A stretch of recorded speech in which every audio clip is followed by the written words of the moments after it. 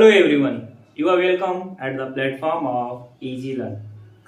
जैसा कि continue last video में हम लोग देखते आ रहे हैं, सेल मेम्ब्रेन का स्ट्रक्चर, इंट्रोडक्शन, कितने लेयर से बना होता है, प्रोटीन, लिपिड, कार्बोहाइड्रेट लेयर, साथ में उसका फंक्शन देखें। इस वीडियो में, दैट मीन्स इस क्लास की वीडियो में ओवरऑल हम लोग सेल मेम्ब्रेन टोटल एक समराइज करके देखेंगे, होता क्या है, कितने लेयर का बना होता है और क्या काम करता है, यानी ओवरव्यू ऑफ सेल मेम्ब्रेन। चलो स्टार्ट करता हूं। जैसा कि हम लोग जानते हैं, ह्यूमन बॉडी का सबसे स्मॉलेस्ट यूनिट को हम लोग सेल बोलते हैं। यानी हम लोग का जो बॉडी है बहुत सारे छोटे छोटे स्ट्रक्चर से मिलके बना होता है। उस छोटे सिंपलेस्ट स्ट्रक्चर को हम लोग सेल कहते हैं। इस सिंपलेस्ट स्ट्रक्चर को सेल कहते हैं। सेल के अगर देखेंगे तो सेल के सेंटर में एक स्ट्रक्चर होता है, दैट इज न्यूक्लियस। सेल के सेंटर में जो स्ट्रक्चर है न्यूक्लियस, वो सेल का सबसे बिगेस्ट स्ट्रक्चर में कैटेगरी में आता है। एक सेल को अगर आसानी से समझना है तो एक अंडे का एग्जाम्पल लिया जा सकता है। जैसे अंडा चारों तरफ से कवर रहता है, बीच में फ्लूइड होता है व्हाइट कलर का और अंदर येलो कलर का एक यॉक होता है, सेम वैसा ही। ठीक है, सेंटर में यॉक की तरह ही यहाँ पे एक स्ट्रक्चर होता है जिसे हम लोग न्यूक्लियस कहते हैं। उसके अराउंड चारों तरफ एक फ्लूइड भरा होता है जिसे हम लोग साइटोप्लाज्म कहते हैं। और इस साइटोप्लाज्म को जो कवर करके रखता है उसे हम लोग सेल मेम्ब्रेन कहते हैं। दैट मीन्स ये स्ट्रक्चर सेल मेम्ब्रेन है। तो सेल मेम्ब्रेन स्ट्रक्चर है जो सेल को चारों तरफ से कवर करके रखता है, इनक्लोज करके रख रहा है, that is cell membrane. Cell membrane के अंदर ये सारे स्ट्रक्चर को, साइटोप्लाज्म या न्यूक्लियस वाले सारे स्ट्रक्चर को हम लोग सेल बॉडी बोलते हैं। ये सारे स्ट्रक्चर को हम लोग सेल बॉडी कहते हैं। तो हम लोग बोल सकते हैं कि cell membrane is the outermost layer that enclose the cell body। Clear?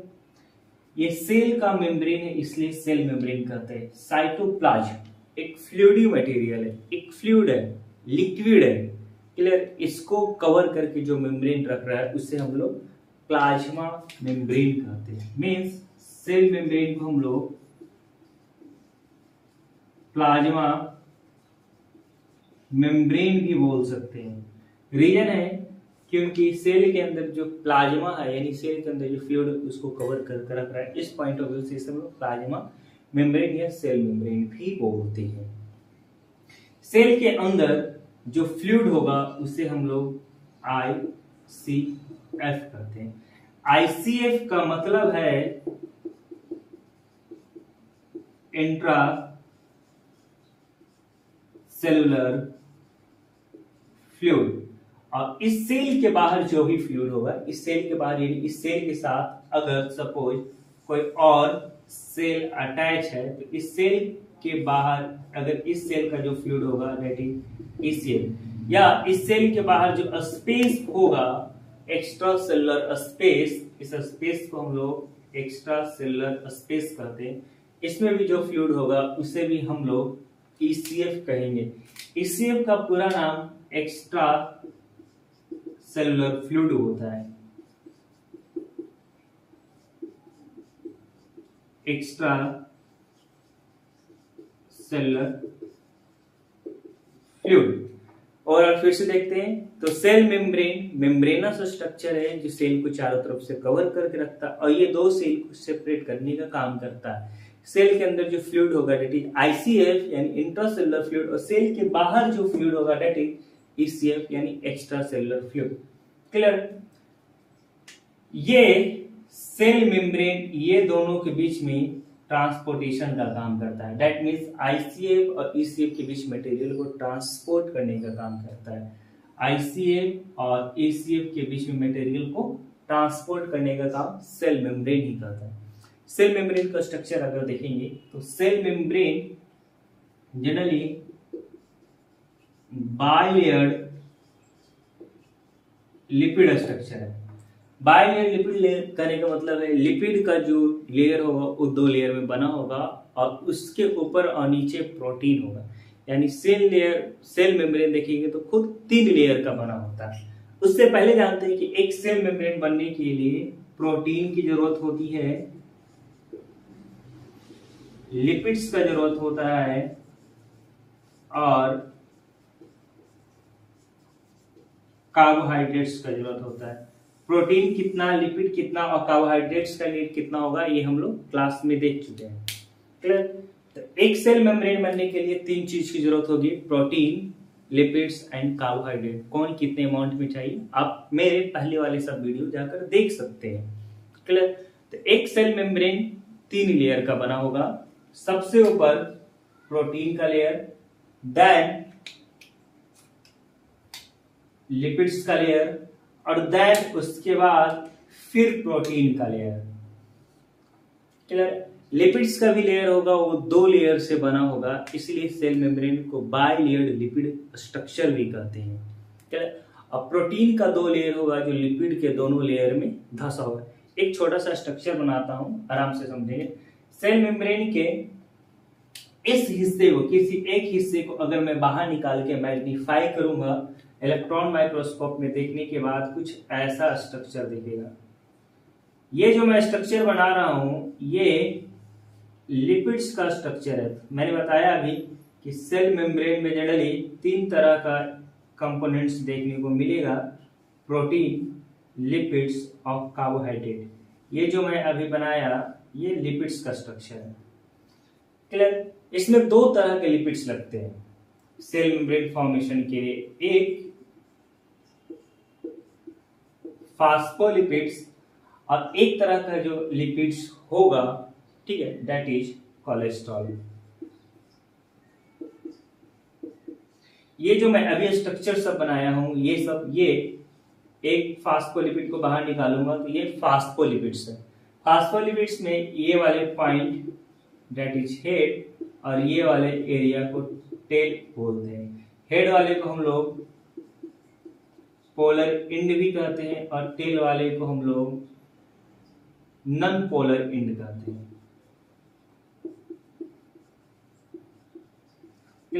ये जो मैं भी बनाया ये स्ट्रक्चर दैट इज, ये स्ट्रक्चर फास्फोलिपिड का स्ट्रक्चर है, यानी लिपिड बाइलेयर स्ट्रक्चर। इसमें कुछ कोलेस्ट्रॉल भी होते हैं, जैसे मैंने बताया लिपिड 2 तरह का होगा, एक फास्फोलिपिड होगा, एक कोलेस्ट्रॉल भी होगा।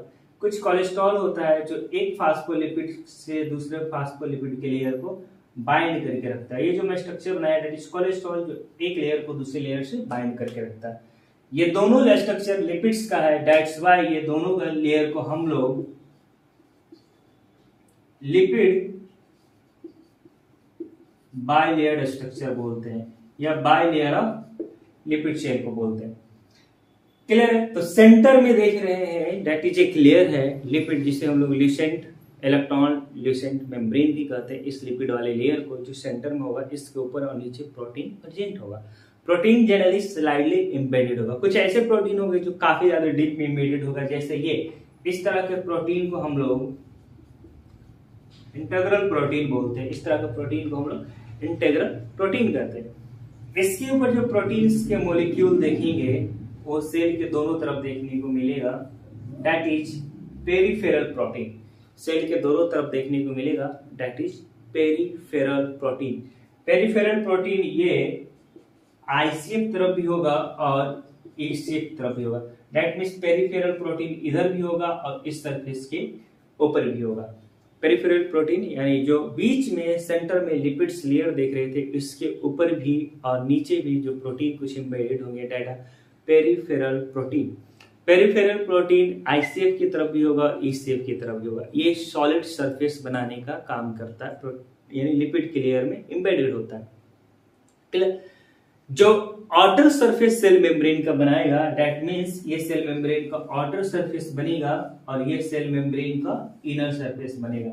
सो सेल मेम्ब्रेन 2 लेयर का बाई लेयर स्ट्रक्चर बोलेंगे, एक outer layer of cell membrane, एक inner layer of cell membrane. Outer layer of cell membrane को भी हम लोग आउटर सेलुलर मेम्ब्रेन कहते हैं और inner layer of cell membrane को हम लोग इनर सेलुलर मेम्ब्रेन भी कहते हैं।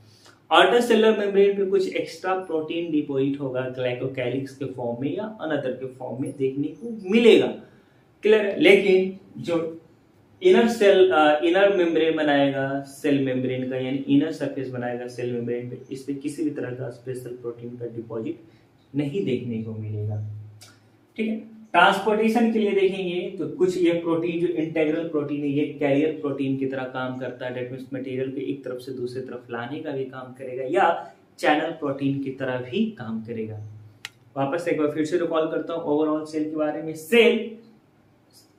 ओवरऑल सेल मेम्ब्रेन के बारे में। सेल मेम्ब्रेन सेल का ये आउटर लेयर है, ये खुद दो लेयर का बना होता है, आउटर सेल मेम्ब्रेन और इनर सेल मेम्ब्रेन।